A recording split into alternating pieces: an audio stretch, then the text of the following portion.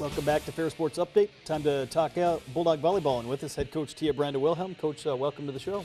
Great, thanks. Thanks for having us here. A tough weekend this past weekend for you as you took on the top two teams in the GLIAC South, and certainly a highly competitive weekend of volleyball. It sure was. It obviously didn't turn out exactly the way we wanted it to, but it was a lot of good volleyball for sure. Certainly got off to a great start on Friday night, taking on Grand Valley State. Always a lot of energy and momentum goes into that rivalry match against the Lakers. Yeah, it's unusual because we've been travel partners with Grand Valley for as long as I've been at Ferris, and so it's just a little bit unusual to play them, not during the week and as part of another weekend. So that was a little bit different for the team, for both teams, I think, to get used to that different scheduling. As we go to some of the highlights of Friday's match, a great crowd on hand and obviously a nice performance by your team to open the weekend against the Lakers. Yeah, I thought the crowd was great. We had, tons of student athletes were there. It was very full stands, lots of people from the community, and a very enthusiastic crowd.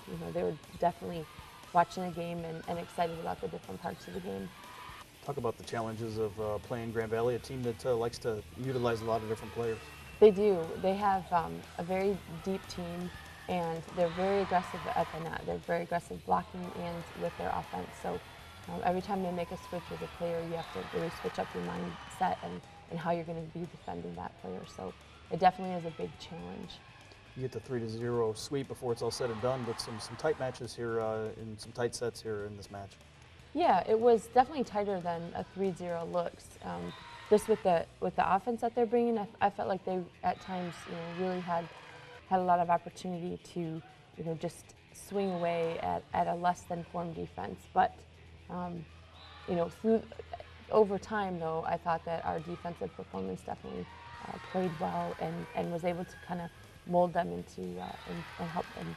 I guess mold them into maybe hitting some of the things that we were ready to defend. Speaking of the defense, Lauren Remminga with 26 digs, nice performance from her. Yeah, that was pretty key. I thought that, and I thought our serving was pretty strong. So that definitely was able to take them out of their offense a little bit at times too. Maria Croner right there with the kills. She had 14 kills, kind of leading the way for you up front. Yeah, Maria's been working really hard to, just be up and available as a middle hitter and the first tempo hitter, and definitely been consistently performing through us through the year. You get the victory here over Grand Valley State, 25-17 in the first set, and then a couple close ones, 25-20, both in the second and third frames. How nice was it to get out of there in 3 sets? Oh, for sure. We were glad to come out in 3. It was, I could have gone either way in the middle of a couple of those sets, and again, I think our serving was really aggressive, and that was able to kind of push them out of their comfort zone a little bit, and then just the fact that we were able to be in a better ball coming back and transitioning back at them. You mentioned a little bit different with Grand Valley State as you get ready to play the next match. Not used to playing somebody maybe after you've taken on the Lakers. Yeah, for sure. I think that was different. And to play the #1 and #2 teams in the South the same weekend, I thought we were definitely ready for Wayne State when they came in. We just didn't necessarily execute the things that we wanted to execute. As we go into the highlights of the Wayne State match on Saturday, you mentioned Wayne State, a team that was coming in off a hard loss the night before. Yeah, they did. They had lost 3 in a row actually, and were undefeated, leading the South. And then by the time they got into the gym, they were tied for first in the South. I think they're just they have a couple younger players, and they're just trying to find their way. And even in the losses though, it was. They're just trying to find their way a little bit. They're a very good team. We've known that since last year, that they would be a very good team this year. So it was definitely, what we expected was the offense and the defense that they had coming against us. Just a match that maybe for a coach not quite so fun, but obviously for the fans, a tightly contested match that was back and forth that went to 5 sets. Yeah, going to 5 sets is great. It was very back and forth, and none of the sets were really, blowouts or anything. It was definitely a lot of back and forth and close games, so I think that would be exciting for both, for the fans and for the players too, to be in a match that's so close like that. You got the first set 25-14, and then they'll take the next 2 sets. What were some of the keys going from that first set to the second set that you thought turned around? I thought we stopped doing the things that we were trying to do in our game plan. I thought that was a really big part of it. And then Wayne State, I felt like their backs were up against the wall, and they just they were ready to swing. They just came out aggressively, and they were just going to do whatever they had to do. And some of their they got some kills off of some pretty aggressive swings in some pretty bad situations. And those are kind of 50-50 kills. Sometimes they're going to go out, sometimes they're going to land in, and they got a couple that landed in, and I thought that really turned the momentum around for them. Credit to your kids as well. You trailed 2-1, but you won a big fourth set, forcing the fifth set right here.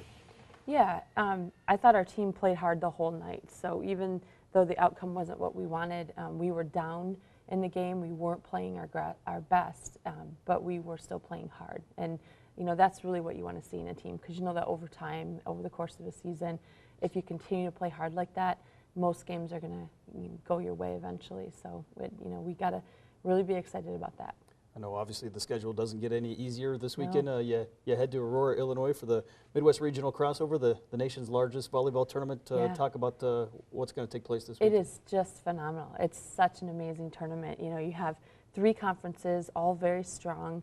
All 3 conferences have teams in the national rankings and in the getting votes area, that are really strong teams. And it's a seeded tournament, so the teams, the high seeds play each other, the middle seeds play each other, and the lower seeds play each other. So it's very competitive. The games are every game is a close game usually, and it's very exciting. It's high stress and high excitement all at the same time. So it's a great environment, and it's a great weekend because we get to cheer for the GLIAC. You're hoping always that the other GLIAC teams do well, and you're cheering for them for a change. So it's kind of neat to see that. Bulldogs, the #1 seed out of the GLIAC, facing 3 teams, Hillsdale, Indianapolis, and then obviously another top 10 team in the country in Lewis. Just talk about the 3 opponents you'll see this weekend. They're great, really good teams. Lewis is probably the #1 team in the nation right now. They are, they just have offense coming from every corner of the court. Very, very aggressive team. And then, you have Hillsdale, who we obviously know quite well from the years in the GLIAC, and they have, they've had a couple injuries early on, but all their players are back and healthy, so that's going to be just another great close match, as it always is with them. So, and Indianapolis is a team that they brought in a few transfers this year, and they just turned their whole team around. They just have such, they're very fast paced and very aggressive in what they're doing now. So it's going to be 3 really different matches and 3 really tough opponents. Well, Coach, best of luck to the Bulldogs this weekend as you Thanks. take part in the Midwest Regional Thank Crossover. you. That's going to do it for Ferris Sports Update. Reminder, you can follow all the action, get all the results online at ferrisstatebulldogs.com. Have a great week.